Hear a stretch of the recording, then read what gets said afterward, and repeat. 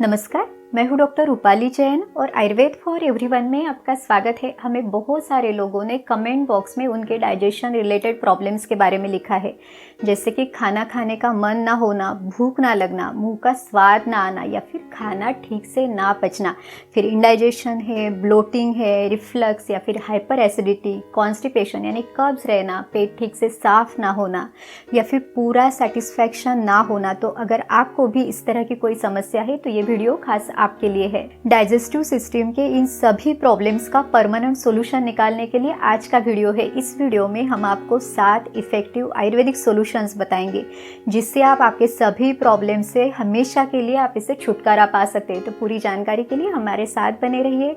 और अगर आप चैनल पर नए हैं, आपने चैनल को सब्सक्राइब नहीं किया है, तो आयुर्वेद की सही जानकारी के लिए चैनल को सब्सक्राइब भी जरूर कीजिए।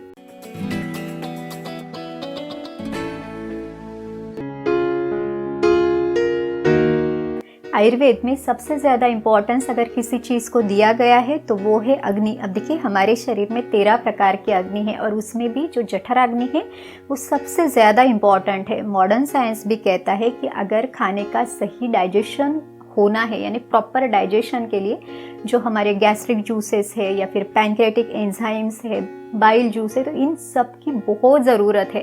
तभी जाके जो हमारा मेटाबॉलिज्म है, हमारी चयापचय क्रिया है, वो ठीक से हो सकती है। खाना शरीर के अंदर डालना तो हमारे हाथ में है, लेकिन इसे पचाना जठराग्नि पर निर्भर है। तो इसका ध्यान रखना, इसको समझना बहुत ज़रूरी है।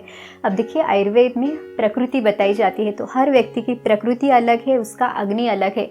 जैसे कि जो लोग वात प्रकृति के हैं उनका विषम अग्नि बताया जाता है। भूख कभी ज़्यादा रहेगी, कभी कम रहेगी। जो पित्त वाले व्यक्ति है उनका तीक्ष्ण अग्नि है, यानी इनकी भूख बहुत अच्छी रहेगी, इनका मेटाबॉलिज्म बहुत स्ट्रांग रहेगा। और जो कफ प्रकृति के व्यक्ति है उनका मंद अग्नि रहेगा, यानी इनको भूख थोड़ी सी कम लगेगी, इनकी जो डाइजेशन प्रोसेस है वो भी स्लो रहेगी। तो अगर कोई पित्त प्रकृति का व्यक्ति है और उसको बहुत खुल के भूख लगी है, उसका अग्नि तीक्ष्ण है, तो वो व्यक्ति अगर खाना स्किप करता है या फिर समय से खाना नहीं करता तो ये जो बढ़ा हुआ पित्त है वो उसको तकलीफ दे सकता है। फिर उनमें हाइपर एसिडिटी या रिफ्लक्स के लक्षण दिखेंगे। या फिर कोई कफ प्रकृति का व्यक्ति है और उसका अग्नि अगर मंद है, उसको भूख नहीं लगी है, उसकी सिस्टम अभी खाना लेने के लिए तैयार नहीं है, तो वो व्यक्ति अगर बिना भूख के भी खाना खाता है तो भी उसको तकलीफ होगी। फिर इनमें कब्ज रहना या कॉन्स्टिपेशन रहना, इंडाइजेशन की तकलीफ, ये लक्षण दिखाई देंगे। लेकिन जो वात प्रकृति के व्यक्ति है उनका विषम अग्नि है, तो भूख है लेकिन उन्होंने खाना नहीं खाया या फिर भूख नहीं है और फिर भी खाना खाया, तो ये भी उनमें वायु की विकृति को दिखाएगा। तो फिर ब्लोटिंग है, गैस बहुत ज़्यादा बनना और फिर उसके कारण कब्ज वगैरह लक्षण दिखाई देंगे। तो इस तरह की समस्याएं इन सभी में दिखाई दे सकती है। तो अगर हमें हमारी पाचन संस्था को बहुत अच्छा रखना है तो हमारी खुद की प्रकृति, हमारा अग्नि, इसको समझना उतना ही ज़रूरी है। प्रकृति के बारे में हमने पहले ही वीडियो सीरीज़ बनाई है, उसकी लिंक भी डिस्क्रिप्शन बॉक्स में है, आप वो वीडियोस भी देख सकते हैं।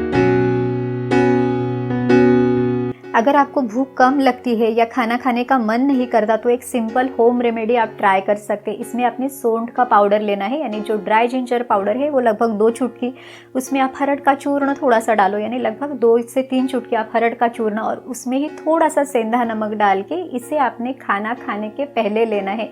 लगभग आधा घंटा पहले आप इसे ले सकते हैं। तो इससे आपकी भूख बढ़ने के लिए, आपका जो अग्नि है उसको खुलने के लिए, यहाँ तक कि पहले का जो अपचित आहार है उसको पचाने के लिए ये जो कॉम्बिनेशन है बहुत अच्छे से मदद करता है। इसके अलावा इसे अनुलोमन कहा गया है, यानी जो हरड़ है वायु का अनुलोमन करती है। तो इस तरह से एक बहुत अच्छी इफेक्टिव रेमेडी है। खाने में आप गाय का घी भी ज़रूर रख सकते हैं। जिन लोगों को ये घी नहीं पचता वो घी के ऊपर भी थोड़ी सी सौंठ है या फिर काली मिर्च है तो ये आराम से ले सकते हैं, जिससे ये घी पचने के लिए भी मदद होगी। और जो घी है वो हमारा डाइजेशन इम्प्रूव करने के लिए, एसिडिटी को कम करने के लिए, पेट अच्छे से साफ करने के लिए भी मदद करता है। काफ़ी सारे लोग एसिडिटी की तकलीफ होने पर एंटासिड लेते हैं। एंटासिड यानी एसिडिटी को कम करने की गोली। लेकिन जब तक इस दवाई का असर है तब तक तो आपकी एसिडिटी कम होती है, पर अगर आप इसे फ्रिक्वेंटली लेते हैं, बार बार लेते हैं, तो इसके काफ़ी सारे साइड इफ़ेक्ट्स भी आपको दिख सकते हैं।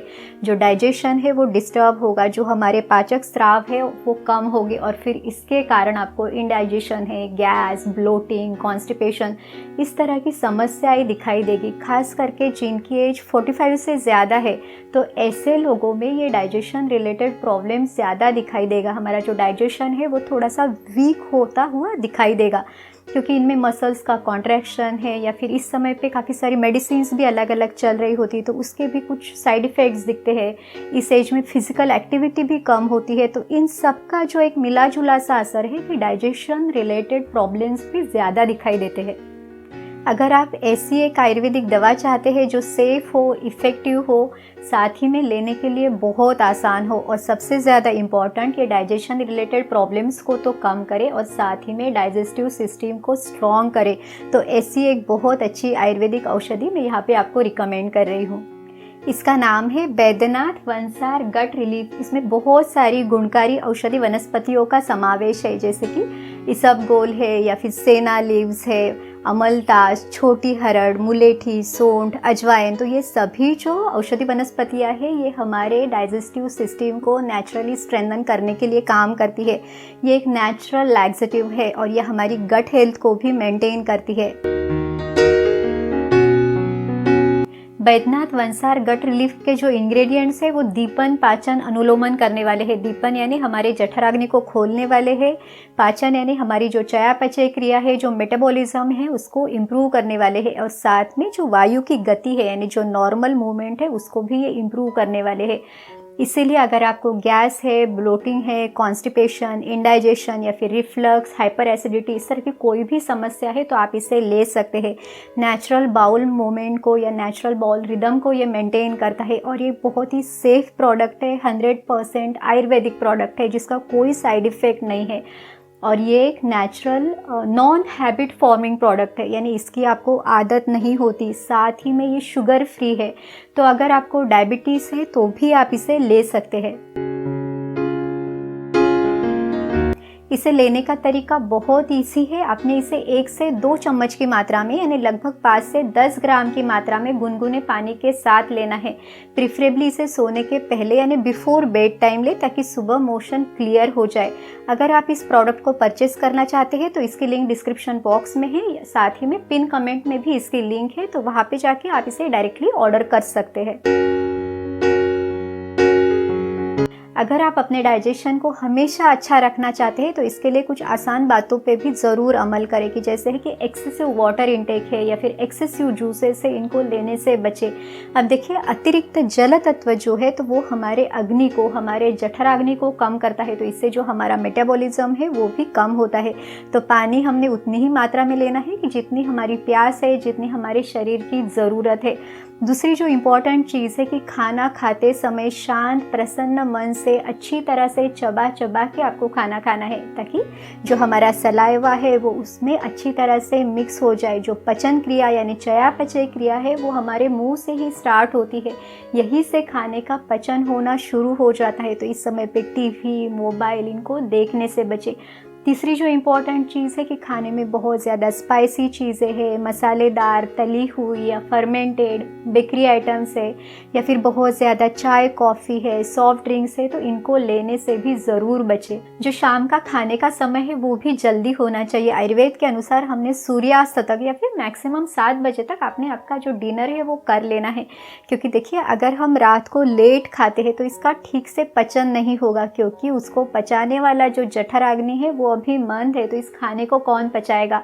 और फिर अगर ये पचन क्रिया ठीक से नहीं हुई तो जो भी हम खाते हैं वो डाइजेस्ट होने की जगह पे डिपॉजिट होता है, और इसके कारण फिर डाइजेशन रिलेटेड प्रॉब्लम्स तो दिखाई देते ही है। साथ ही में वेट गेन होना या एक्सेसिव फैट डिपोजिशन है, कोलेस्ट्रॉल है, इस तरह की काफ़ी सारी समस्याएं हो सकती है। साथ ही में जैसे हमने 7 बजे खाना खाया, तो जो सोने का समय और खाने का समय है तो इसमें 3 घंटे का अंतर ज़रूर होना चाहिए, ताकि जो हमारा खाना है वो जठर के यानी स्टमक के नीचे जाए, ताकि रात भर इसका प्रॉपर डाइजेशन हो।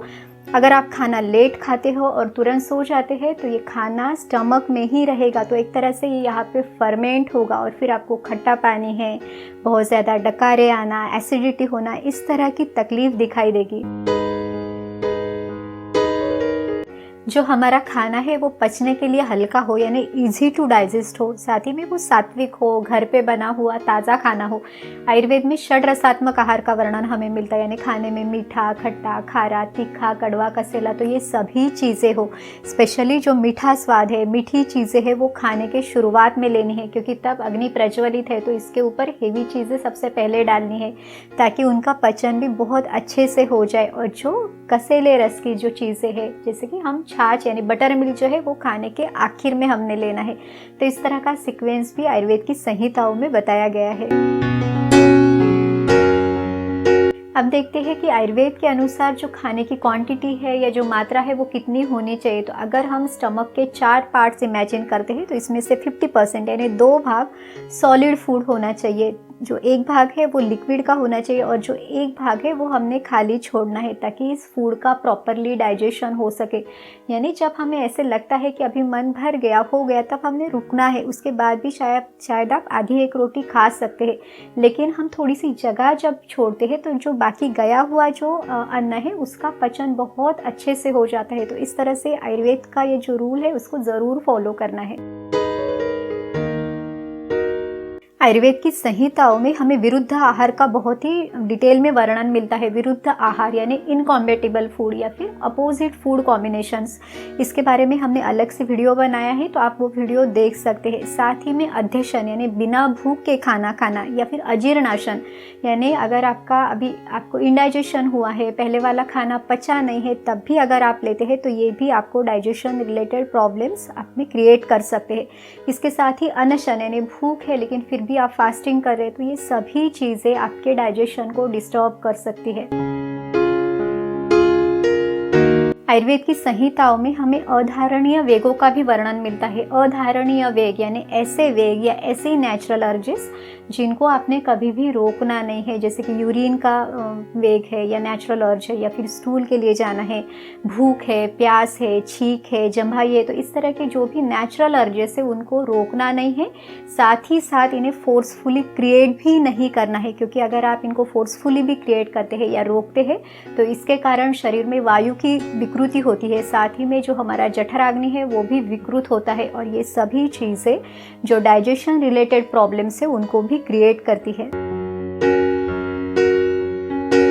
सुश्रुत ऋषि कहते हैं कि अगर कोई बहुत ही पथ्यकर आहार का सेवन करता है, यानी खाने में सब चीज़ें बहुत अच्छे से रखता है, उसका टाइमिंग भी सही है, वो आयुर्वेद की दिनचर्या भी फॉलो करता है, लेकिन फिर भी अगर उसका डाइजेशन डिस्टर्ब है तो उसके लिए क्या कारण हो सकते हैं। तो यहाँ पे उन्होंने मानसिक विकार या मानसिक वेग बताए हैं, जैसे कि किसी में चिंता है, शोक है, क्रोध है, यानी किसी को बहुत ज़्यादा गुस्सा आता है, किसी चीज़ का डर लगता है, या फिर एंग्जाइटी है, स्ट्रेस है, तो ये सभी चीज़ें आपके डाइजेशन को डिस्टर्ब कर सकती है।